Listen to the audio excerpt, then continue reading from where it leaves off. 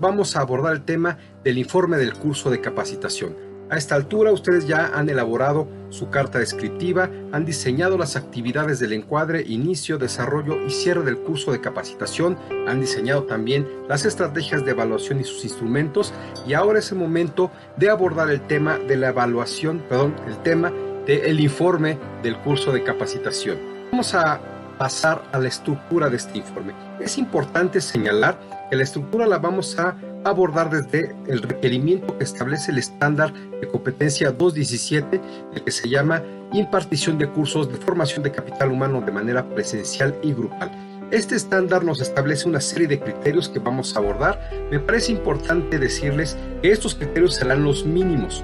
No quiere decir que en el informe no puedan agregar otras cosas que les parezcan importantes, que consideren valiosas para incorporar a su informe, pero que digamos no son excluyentes. Vamos a ver solamente las características mínimas que este estándar 217 establece para el informe de capacitación. Solamente en el caso de la lista de asistencia como anexo les voy a hacer alguna sugerencia que no viene en ese estándar, pero que sí establece el estándar 301, que es el de diseño de cursos de formación de capital humano de manera presencial y grupal y sus instrumentos de evaluación.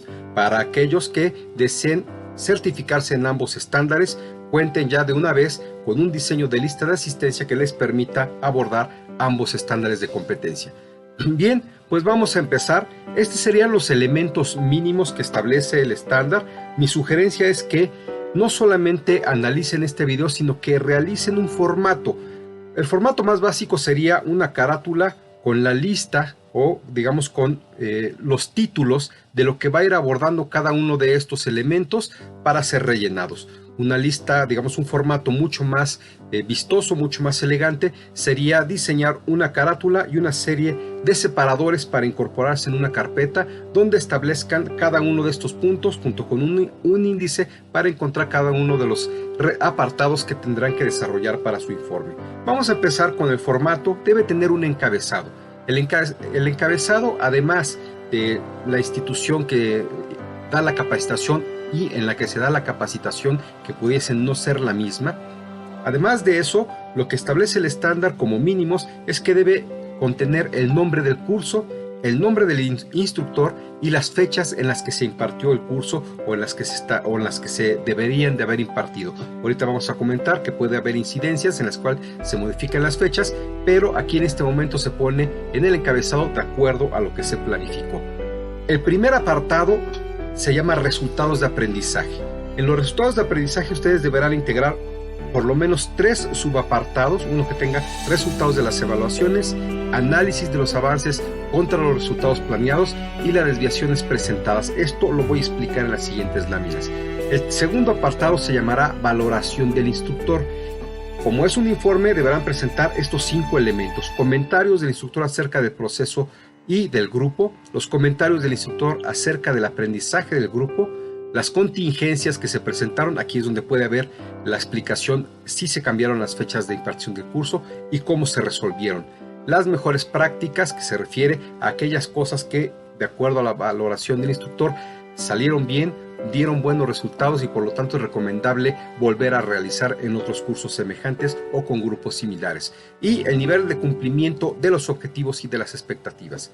El tercer elemento que tiene que incluir el informe es la valoración desde el participante. Es aquí donde se deben presentar los resultados de la encuesta de satisfacción y en un apartado especial los resultados de las recomendaciones de los participantes para mejorar el curso. Este elemento, que recuerden habíamos señalado que debe incluirse en la encuesta de satisfacción como una pregunta abierta, independientemente de que la encuesta se pudiese haber diseñado con preguntas cerradas o con una escala de valoración. Debe haber una pregunta abierta donde se le pregunte al participante cuáles son sus recomendaciones respecto al curso. Y al final siempre habrá un apartado con anexos donde se presentará la lista de asistencia y las gráficas que presenten de manera visual los resultados de las evaluaciones. Bien, vamos a ver entonces en qué consisten los subapartados más bien del apartado de resultados del aprendizaje. Ya había enunciado estos 3 elementos: resultados de las evaluaciones, análisis de los avances contra los resultados planeados y las desviaciones presentadas. En los resultados de evaluaciones, prácticamente lo que hay que presentar son los resultados de los instrumentos de evaluación que ustedes realizaron. Idealmente en una tabla donde cada renglón corresponda a un participante y en cada columna se coloquen cada una de las evaluaciones. Recuerden que por lo menos deben tener una evaluación diagnóstica, una evaluación intermedia o formativa y una evaluación final o sumativa. Adicionalmente, hay una encuesta de satisfacción, pero esta se presentará en el apartado que corresponde a la valoración de los participantes. En este caso, es importante también presentar para cada participante los resultados de sus evaluaciones, ya sean resultados cuantitativos o cualitativos, y recomendablemente un renglón final de promedios o de totales, dependiendo del tipo de instrumento que aplicaron.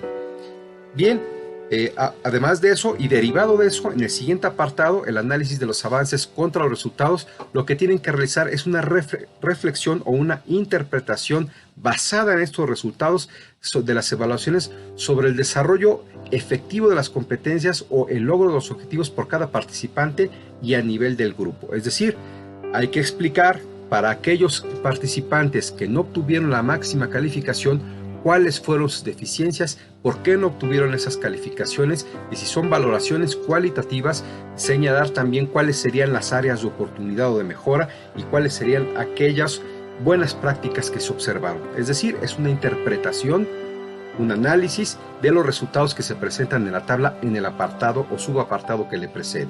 Ahora, en el último apartado, las desviaciones presentadas, es una valoración del análisis de los avances contra los resultados. Y lo más importante, aquí se deben señalar las implicaciones que tienen estas desviaciones, es decir, las razones por las cuales, que ya presentamos en el apartado anterior, no se cumplieron o no se lograron las máximas calificaciones o resultados de las evaluaciones que se aplicaron. Hay que explicar qué implicaciones tienen sobre los resultados de la capacitación, ya sea profesionales o laboralmente. ¿Qué es lo que puede suceder o cuáles serían las consecuencias si el capacitando no obtuvo la mejor evaluación? Si tenemos capacitandos que inclusive pudiesen haber obtenido un resultado que no acredite el curso, ¿eso qué quiere decir? Lo que aprendió o lo que se lleva, ¿cómo implica o cómo va a impactar en su desarrollo profesional o laboral? Igualmente, los resultados que son buenos resultados, ¿qué beneficios van a tener según lo esperado, según el objetivo del curso? ¿Cuál es el nivel que van a alcanzar efectivamente o se esperaría que alcancen efectivamente en su desempeño laboral o profesional? Bien, en el siguiente apartado, la valoración del instructor. Aquí es importante que se presenten los comentarios del instructor acerca del proceso y del grupo, es decir, se describen las características del grupo, si el grupo es un grupo activo, un grupo participativo, un grupo pasivo, un grupo que discute mucho. Todo eso se plantea en este apartado y cómo se fue desarrollando el curso. El siguiente apartado o subapartado son los comentarios del instructor acerca del aprendizaje del grupo. Aquí se comentan las fortalezas y las debilidades. Es importante señalar que las debilidades deben referirse a aquellos elementos del perfil del capacitando o del grupo que le generaron obstáculos importantes o que jugaron en el proceso de aprendizaje. Asimismo, también sus fortalezas, es decir, cuáles habilidades dentro del curso, al ponerlas en juego con los nuevos conocimientos o nuevas habilidades o competencias que se esperan desarrollar en el objetivo del curso, cómo fueron potencializando o pueden potencializar algunos desempeños futuros. Bien, en los comentarios del instructor sobre las contingencias y su resolución. Aquí se debe señalar desde aspectos como fallas en los equipos tecnológicos, como elementos que no estuvieron presentes como papelería, plumones, plumas y cómo se resolvieron, así también contingencias importantes como presencia de sismos, inundaciones, incendios que pudieron haber afectado el curso y cómo se resolvieron y sus efectos o implicaciones que tuvieron dentro del proceso de aprendizaje. Si se tuvieron que modificar actividades, si se tuvieron que modificar horarios, si las evaluaciones tuvieron que ser aplicadas en forma diferenciada, todo eso se debe de señalar en las contingencias y su forma de resolución. Bien, las mejores prácticas, les recuerdo, siempre es importante destacar aquellas cosas que salieron bien, porque es importante tenerlo presente a la hora de diseñar o de impartir un nuevo curso que sea semejante o con un grupo de participantes que tengan las mismas características. Y el nivel de cumplimiento de las expectativas respecto a los objetivos. Recuerden que cuando hicieron el encuadre del curso, como instructores se debieron haber levantado las expectativas de los participantes, y es el momento en el cierre cuando se hace una valoración de las expectativas contra los aprendizajes u objetivos alcanzados efectivamente. Aquí debe informarse esa reflexión que se hace en ese momento con el grupo. Bien, vamos a ver entonces ahora esta parte que tiene que ver con el segmento o el apartado de la valoración de los participantes. Aquí, igual que los resultados de aprendizaje, lo recomendable sería presentar una tabla con cada participante por renglones y los resultados de cada uno de los reactivos de la encuesta de satisfacción en cada una de las columnas. De esta manera se puede apreciar o se puede presentar cuáles fueron los elementos del curso que mejor fueron valorados por los participantes y qué elementos hay que mejorar.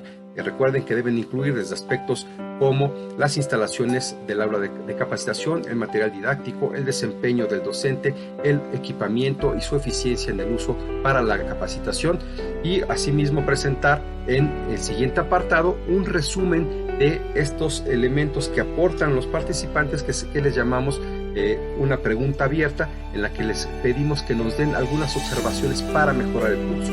Estos elementos, que son generalmente cualitativos, son muy importantes para entender cuáles son los aspectos que los participantes perciben que deben ser mejorados, o aquellas cosas que están funcionando bien y que ellos mismos piensan que vale la pena reconocer.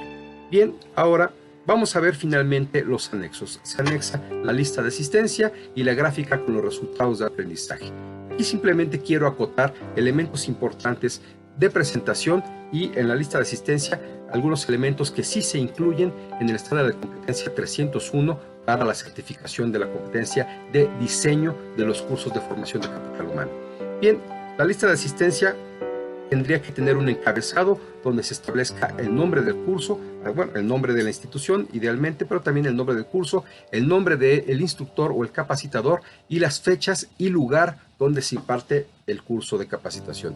Asimismo, debe tener un renglón para cada uno de los participantes y una columna para cada una de las sesiones donde se señale su asistencia o su inasistencia.